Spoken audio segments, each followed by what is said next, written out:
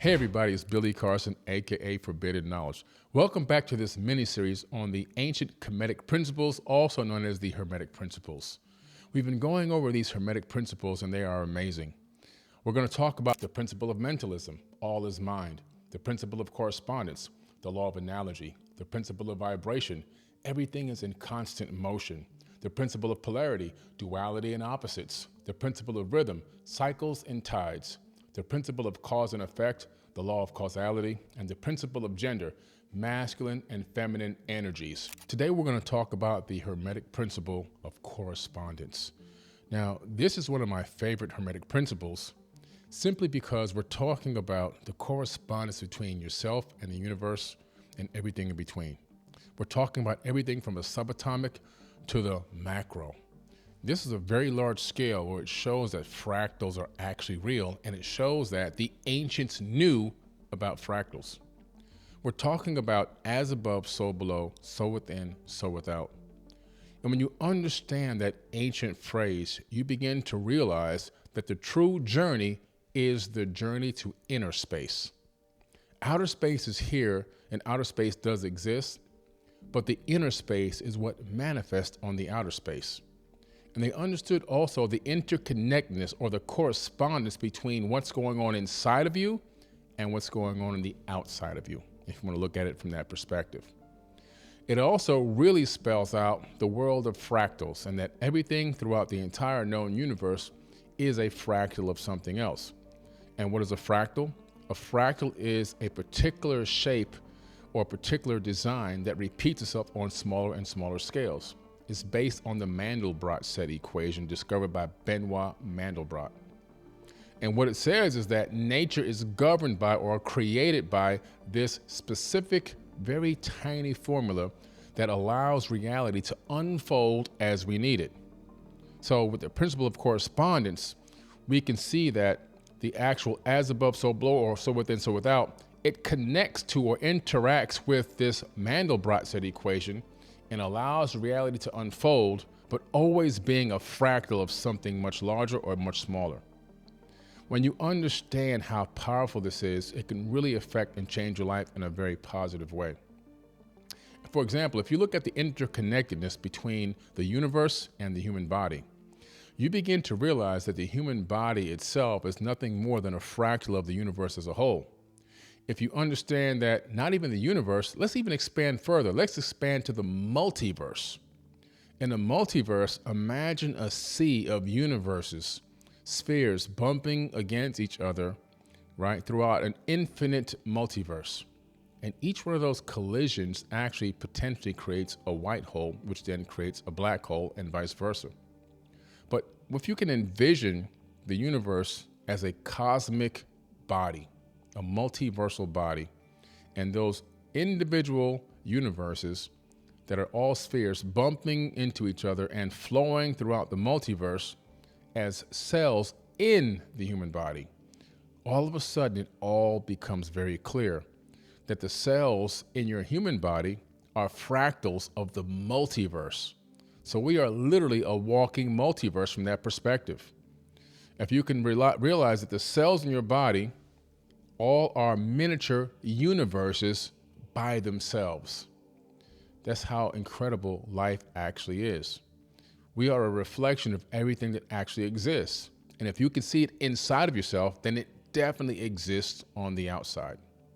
So this is a very powerful lesson that we can learn because it allows us to understand that the power is truly within us. If we lock in and look within ourselves, if we begin to study ourselves, if we study our biology, if we study our psychology, if we study our mentalism and our abilities for cognitive function, we could then begin to understand and reflect on what will manifest on the outside of us. Because what happens is, collectively, we are creating reality, but individually, we are creating our own reality tunnel.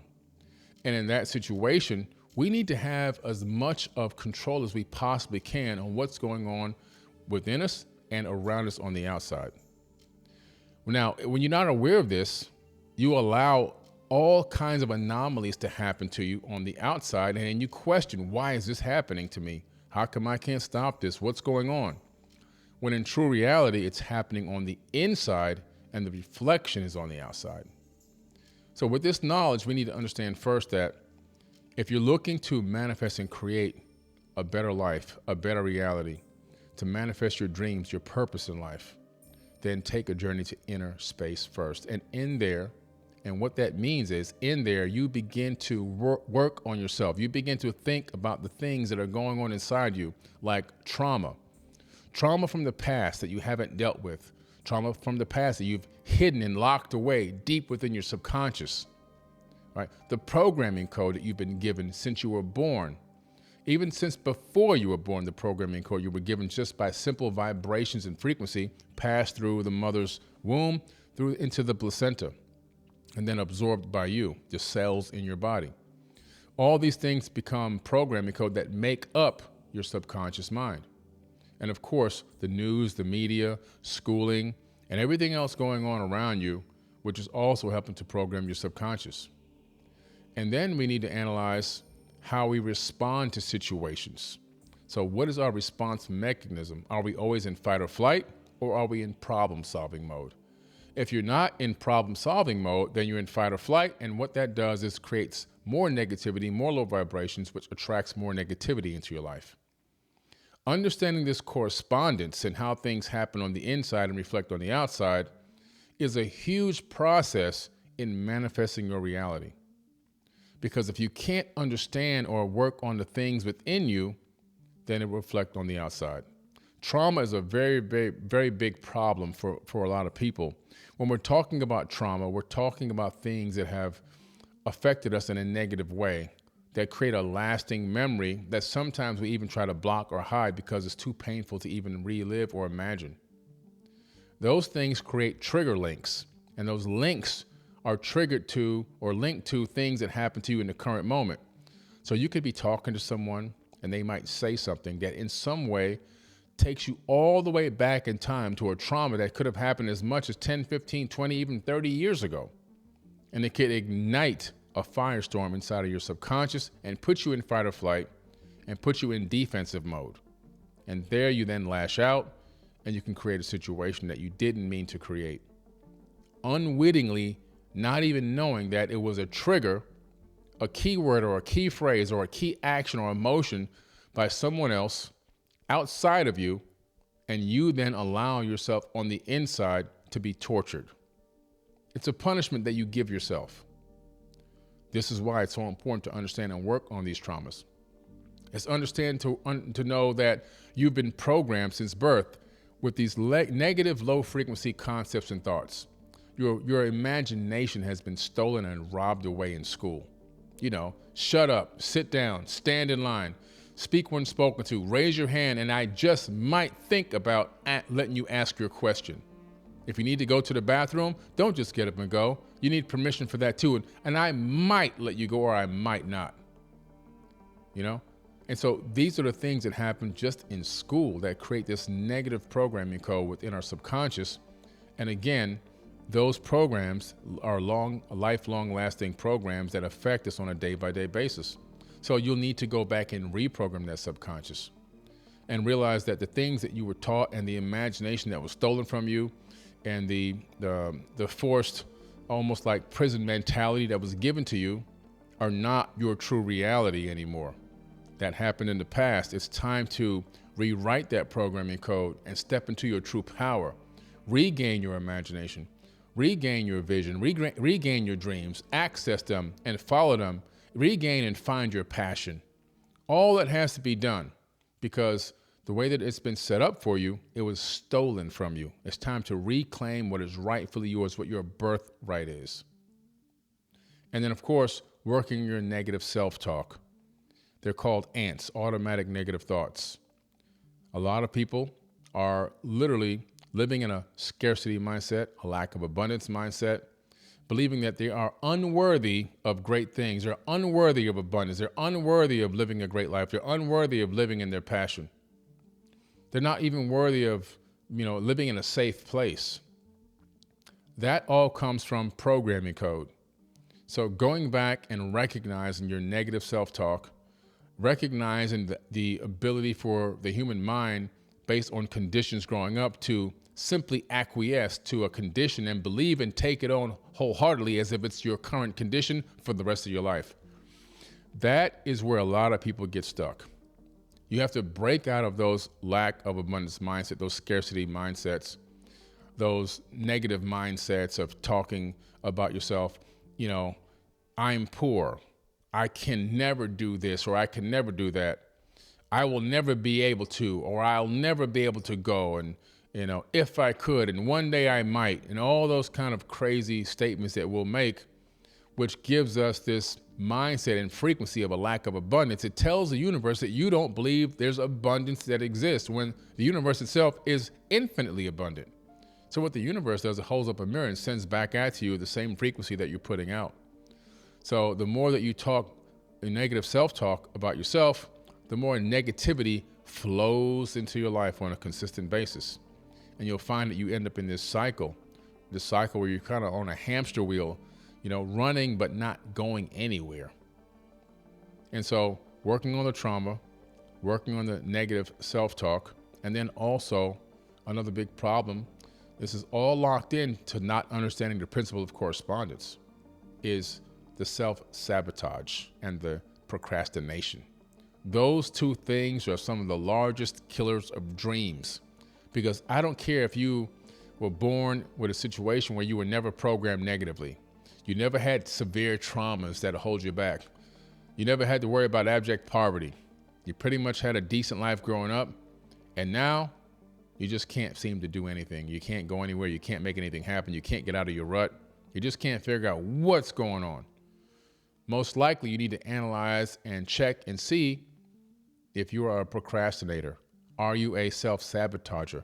Do you keep putting things off over and over and over again and then try to crunch them in at the last moment and then do a half-baked job on it, right? Or do you even begin to get great opportunities, accept them, start the process, and then let it fall to the wayside simply because you believe it's too good to be true, or you don't deserve the abundance that it's going to manifest into your life?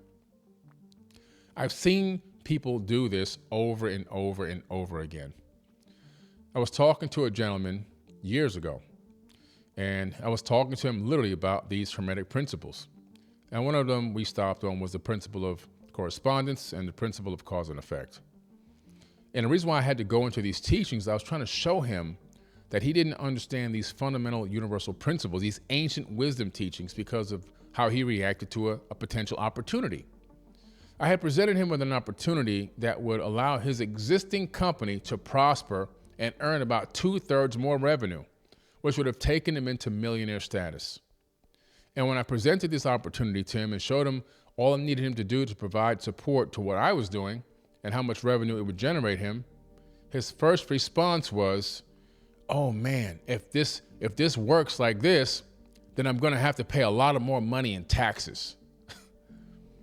Right away, you see the lack of abundance mindset. His mind is so pre-programmed, his subconscious was so pre-programmed, he defaulted into scarcity mindset right away. He defaulted into fight or flight. He got afraid. He was horrified that if he makes more money, he's got to pay more taxes, not realizing that if he's paying more taxes, he's making more money. You see? His mind tricked him into believing he was making less money, and fear took over his body. I tried to explain it to him several times, but he just couldn't see it. That lack of abundance mindset took a grip on him, a tight hold on him since he was born. And because of that, he didn't take the opportunity. So I passed that opportunity on to someone else. That company that person didn't even have a company. They literally created the company because of the opportunity. Now, I knew that they had the skill set to follow through on it. They actually became very successful, and the company became, or that person became, a multimillionaire within that company. Why? Because they listened to me, and they happily paid those taxes because they made more money than they ever made in their life. The other gentleman, unfortunately, he's not in business anymore. So you see, these decisions that we make can have reverberations down timelines. You fracture timelines when you understand the law of correspondence. When you operate within it, And you begin to realize that what you're working on the inside is going to show up on the outside. And when it shows up, can you recognize it as an opportunity that's going to put you on a totally different timeline? Because every time we create this corresponding law and we enact on it, we fracture time and move and shift into a totally different timeline. For example, the first gentleman that I offered the opportunity to, if he had been talking to me about, I want to break through. I want to keep growing this thing. I'm really excited about what I'm doing. So he's putting that out to the universe. He's happy. He's passionate. He's loving what he's doing. He's helping people. His company is doing what he wants it to be able to do, right? He's loving his position. He's loving his job. He's loving what he's given to the world. So he's got that back now. Here I show up with the opportunity for him to expand it even larger. And then what happened? The opportunity arose and he rejected the opportunity. Even though it was abundance being manifested on his own conscious thought, but he couldn't recognize it for what it actually was. A lot of the times when we're operating within the law of correspondence, we're working on things on the inside, and then we have to realize that the corresponding is going to show up on the outside. But when it arrives, we have to see it for what it actually is. A lot of people get scared and they don't see it for what it is. And when they don't see it for what it is, they get horrified. They go into fight or flight.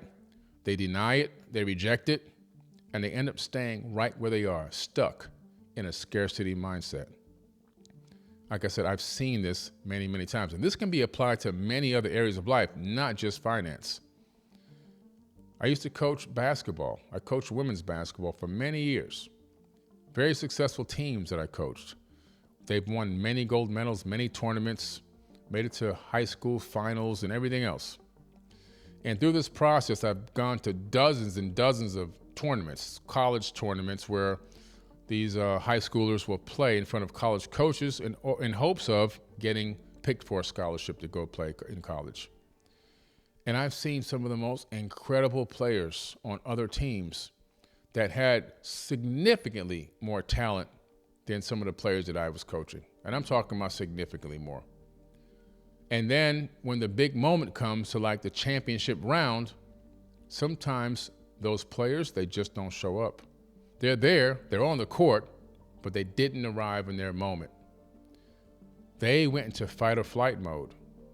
They didn't understand that due to the principle of correspondence, all of the preparation, all the mentalism, all the focus, all the energy they put into honing their skills and their talents, learning the plays, persevering over injuries and everything else to get to this elite moment, an elite moment in their life where they've been waiting for this their whole life. And then the self-doubt crept in. And even though the universe provided them with the corresponding opportunity to their hard work and their frequency, it's right at the front door now. They slammed the door on it because they let fear creep in. They let doubt creep in. They let the ants creep in, the automatic negative thoughts. And then the whistle blows, they get on the court, and they don't know who they are anymore. And then they blew great opportunities to go play in college. Great opportunities. And I've seen this happen over and over again every summer in these travel sports and Junior Olympics and AAU. And I just recognize it, and I'm like, man, I wish I could just reach out to this kid. And obviously, that'd be impossible to talk to all these kids, especially since they're not on my team. But they just didn't realize how to step into their moment. And a big part of manifesting your reality, whatever it is stepping into your moment, realizing it for what it is, recognizing it when it arrives, and stepping into it wholeheartedly, confidently, assuredly, with nothing but the most highest frequency, accepting it, taking on the challenge, and putting in the action to manifest it fully. This is why it's one of the most powerful, incredible principles, because you can expect it, just like you can expect the sun to rise every morning. You can literally expect it based on the work that you do on the inside. So if you're working on yourself, if you're meditating, you're eating healthy, you're working out, right? You're focusing, you're having meditation, manifestation meditations, you are setting your goals and your daily dreams, you have a dream board, You're doing your daily affirmations. You're working diligently on yourself, working on your past traumas and your self-talk and everything you're supposed to be doing. You must expect the corresponding energy to come at you from the outside. When you work on the inside, the corresponding frequency will come from the outside, and you must recognize it for what it is when it shows up. If you do that, then you're going to be extremely happy because you will realize the moment you've been waiting for has arrived in your life, and you step into that power. You step into your true power, your birthright of whatever that thing is. So these are the things that we're going to be teaching and so much more at Manifest Destiny 2025. That's going to be in an incredible place. It will be in Carson, California, on Carson Street. And it will be hosted by Billy Carson inside the Carson Center. That's a 4. So that's 4 Carsons. And that's going to be November the 8th, 2025. It's only about 15 minutes away from LAX, the Los Angeles airport. And I want to see you there in person. It'll be myself, Billy Carson, Mike Rashid, and of course, Robert Edward Grant. It's going to be an amazing day. 8 amazing hours you'll spend with us. Book signing, meet and greet, photos, and of course, an interactive manifestation teaching session for the whole day. We're going to interact directly with you in the audience. It won't be a sit-down, boring lecture. You're going to stand up. You're going to do some things. You're going to learn how to take your manifestation to the next level. So I want to see you there. Make sure you click the link and make sure you register ASAP because seats are limited for Manifest Destiny 2025. Again, at the Carson Center on Carson Street in Carson, California, hosted by Billy Carson.